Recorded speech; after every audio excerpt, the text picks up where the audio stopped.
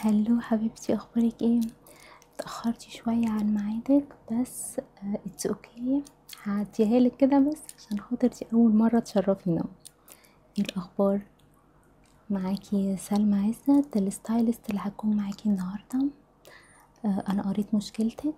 ان انتي كانت بعتلنا ان انتي لسه محجبة جديد وكده ومش عارفة تظبطي الاشاربات والطريقة واللفة والكلام ده، فانا هنا عشان اساعدك. تمام كده مستريحة ولا محتاجة كرسي تاني؟ تمام. انا حبيت بس نقعد كده نتكلم شوية مع بعض عشان اعرف ستايلك. بتحبي مثلا الوان ايه؟ بتحبي ايه الخامات اللي بتحبي احسن تحسي نفسك فيها اكتر؟ لان اللبس اهم حاجة فيه النفسية، دي اهم حاجة. سيبك بقى من موضة، من كل ده مش مهم خالص. المهم ان انتي تكوني مرتاحة في الحاجة اللي انتي لابساها. طيب خليني الأول كده أسمعك وأعرف منك برضو الستايل اللي بتحبيه، الألوان اللي بتحبيها، الفابريكس اللي بتحبيها برضو بتفضليها. يعني أنا أهم حاجة عندي زي ما قلتلك هي راحة العميل اللي قدامي، أهم من موضة وأهم من كل ده. بس ده ما يمنعش إن أنا برضو هقولك ايه اللي يليق عليكي أكتر، يعني فاهميني؟ تمام. فانتي قوليلي بقى مثلا ايه أكتر ألوان بتفضليها؟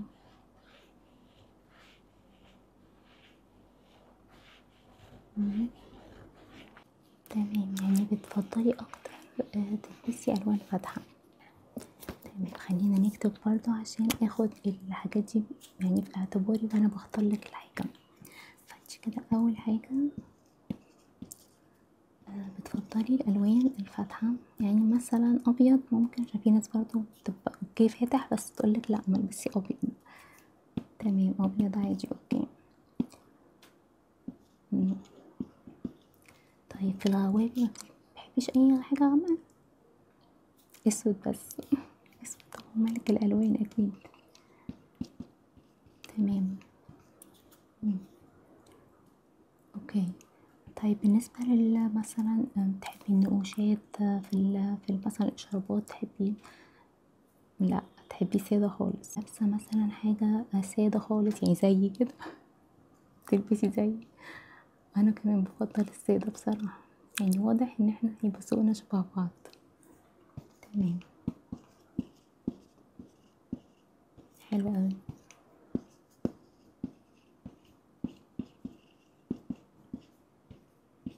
مم. طيب ممكن تلبسي مثلا الوان مترقعة في اللبس عموما، ولا ما تحبي تبقي بيزك يعني ما بتلبسيش حاجة مترقعة؟ ممكن. تحبي مثلا يعني مثلا accessories في الشرب، مش عارفة حلق اه. تمام. يعني انا نصيحتي ليكي بانك لسه اول مرة يعني او اول في الاول يعني في بدايتك في الحجاب، بلاش تبيني ودانك رقبتك. بجد الحاجات دي بتقلل جدا من شياكتك ومن انوثتك كده، فاهمة؟ يعني بدل انتي قررتي بإرادتك تلبسي الحجاب فحاولي تلبسيه بشكله الصح برضو بطريقة شكلها حلو، من غير ما تبرزي اي حاجة مثلا. فاهميني صح؟ انا مش يعني مش قصدي جادجمنت اي حد خالص، بس انا بقولك وجهة نظري. تمام. بصراحة انا لا انا شايفة ان انتي ما شاء الله بشرتك لونها يليق مع كل الالوان ما شاء الله، وملامحك حتى يعني رقيقة كده، فاللي هو هيليق معاكي كل حاجة ان شاء الله يعني. مم. انا هاخد في الاعتبار كل اللي بتقوليه متقلقيش. تمام. مم. لا فاهماكي والله صدقيني، مقدرة.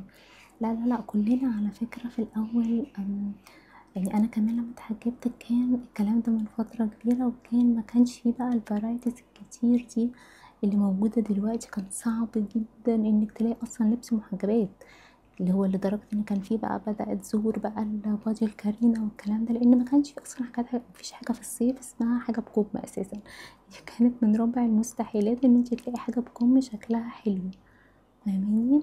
فكانوا الناس بتلجأ طبعا للبادي الكارينا. كان كمان اغلب اللبس باديهات، ما كانش فيه بقى الحاجات الواسعة والكلام ده. بصراحة جيلنا عانى كتير يعني في موضوع الحجاب، بس الحمد لله دلوقتي بجد بقى في حاجات كتير جدا مناسبة للحجاب، فدي حاجة حلوة يعني للناس اللي لسه محجبة، وتشجع كمان الناس اللي مش محجبة أكيد. طيب خليني الأول أبدأ معاكي بأول حاجة يعني مهمة في الحجاب، اللي هي البندانة. هوريكي برضو الحاجات المتاحة عندي برضو، واللي ممكن تكون من وجهة نظري أنا مريحة يعني كبندانة. بصي أنا عندي كذا نوع كده من البندانة، بس البندانة اللي أنا بحبها يعني أكتر حاجة للأسف مش عندي دلوقتي، هي أنا لابساها يعني لما أجي أوريكي لفة الطرحة ازاي تلفي الطرحة كويس هوريهالك، بس هوريكي برضه بقية الأنواع اللي ممكن تريحك برضه، ما كل واحد حسب هو يرتاح في ايه. مظبوط، صح، عندك حق طبعا. انا هوريكي هي شبه اللي انا هوريكي اللي شبه اللي انا لابساها.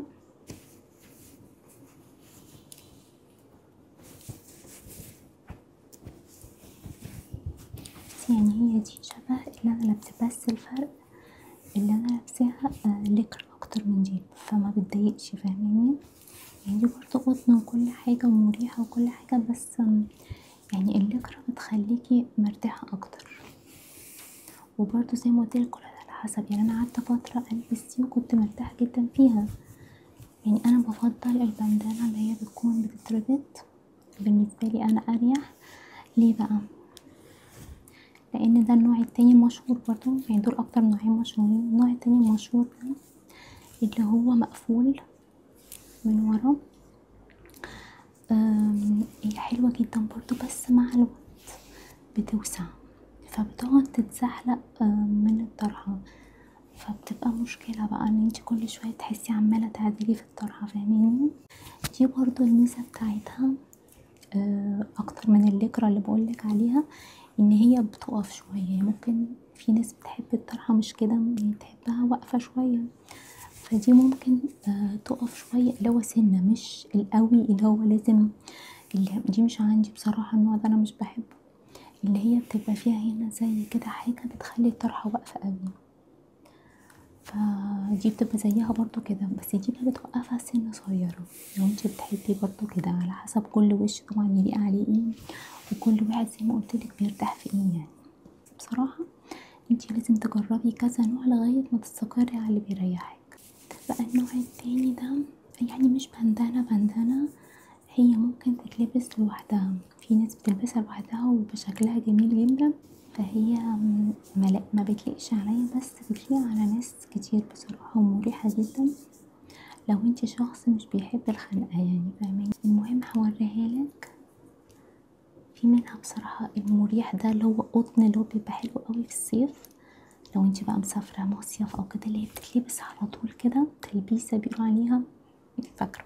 بتلبسيها كده قطعة واحدة، وبيبقى في منها دي، ودي بتتربط كده لورا وتتقفل بالكباسين دي، فاهمة؟ الكباسين دي بقى تقفلها من ورا، هي اي نعم ما بتبقاش ليها لازمة، يعني هي بتبقى واسعة ساعات او ممكن تبقى ضيقة، بس يعني مش بحسها يعني بتحكم الموضوع اوي يعني. انا برضو في منها القماشة دي مش قطن، بس برضو شكلها بيبقى شيك بقى، فاهمة؟ بتدي شكل كده شيك شوية عن القطن، يعني بيبقى شكله يعني عايز نزول سريع مصيف كده.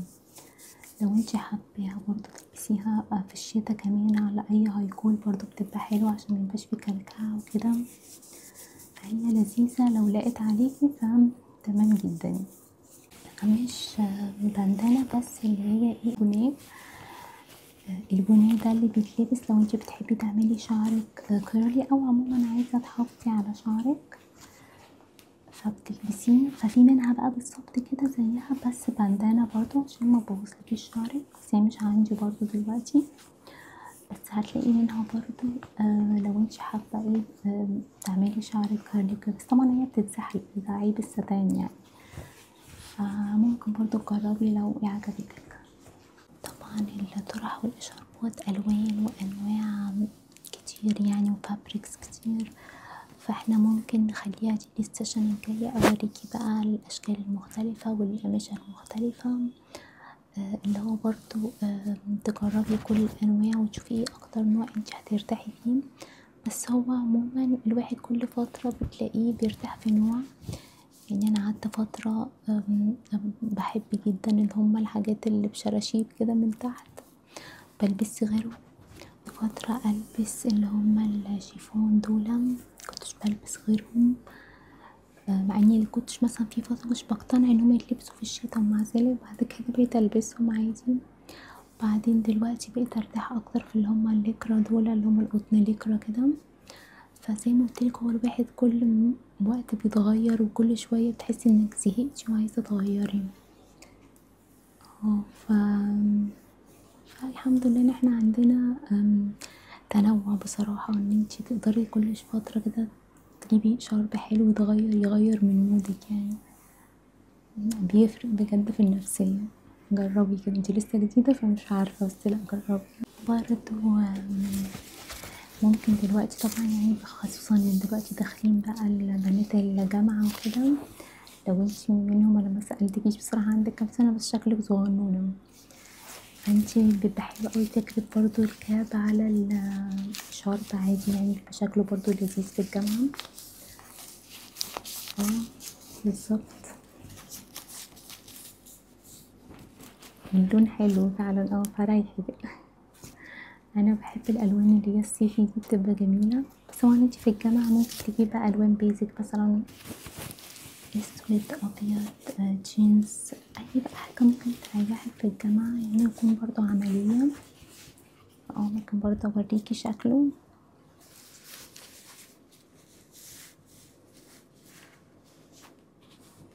بصي برضو يعني هو عايز برضو طرحة يعني تانية مش دي، بس هو بجد شكله بيبقى كيوت يعني لذيذ، وبرضو يعني وبرضو هيحمي من الشمس، هيبقى لذيذ لو انتي برضو بتقضي وقت طويل في الشمس. طيب عشان انا عندي سيشن تانية ولازم اخلص دلوقتي، احنا اتكلمنا كتير والوقت سرقنا يعني، ف خليني برضو اوريكي ازاي كده تلفي طرحة بطريقة حلوة شيك ومن غير ما تبيني رقبتك وتبقى ثابتة معاكي طول اليوم.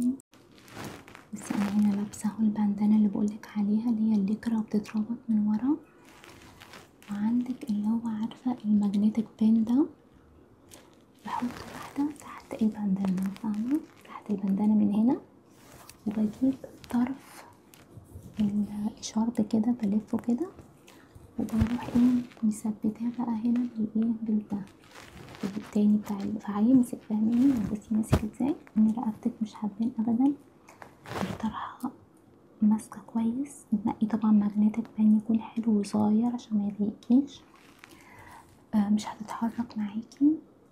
بصي اكتر انا جربت طرق كتير، دي اكتر طريقة مريحاني. بس خلاص هتودي بقى الطرف ده توديه مثلا لورا كده، شايفة رقبتي مفيش اي حاجة باينة، والطرف ده تلفي بقى، عايزة تسيبيه كده تعمليه بالبيبي ليس فاهمة، وتسيبيه كده هيبقى عامل كده، عارفة الطريقة دي بتبقى برضو لذيذة جدا. يا اما تعمليه كده زي ما انا بعمله كده، تروح موديه كده بس، منتهى البساطة بجد، وبتطلع تحفة ومش بتتحرك، بتقعد معاكي طول اليوم مش بتتحرك ابدا يعني. يا رب يكون الموضوع بسيط عشان هو فعلا بسيط، واكون فهمتك كويس الطريقة، يعني ممكن تتعلمي الطريقة دي تلبسيها كده وتتدربي عليها، او لغاية المرة الجاية اوريكي طرق برضو تانية، بس دي اكتر طريقة عملية معايا. بس ودي بقى حاولي كده حاجات كده يعني دلع شوية يعني، مش مهمة، بس لو انتي بتحبي زي الحاجات دي. دايما انا بحط كده، بحب احط مثلا ساعات حاجات كده مجنونة شوية انا بحب الحاجات دي.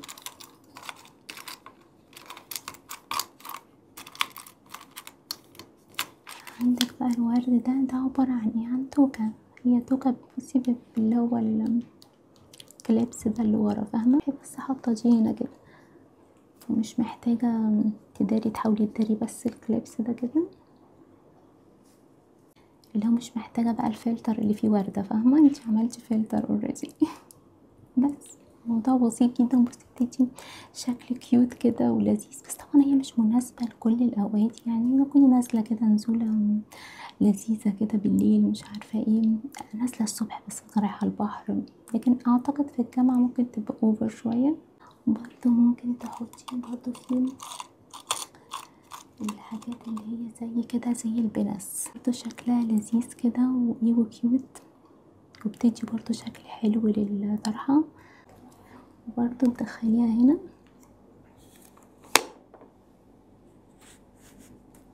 اهي. بس كل الحاجات دي بتبقى من محلات الطوق، يعني دي كلها طوق اساسا، فانتي تختاري بقى الشكل اللي انتي عايزاه. فانا بحب كل ما يعجبني حاجة كده اجيبها. برضو دول بحطهم، دي اللي هي ايه، بتتفتح كده، بصي توكة عادية جدا يعني، كيف بتتفتح كده. برضو لو دخلتيها في الطرحة كده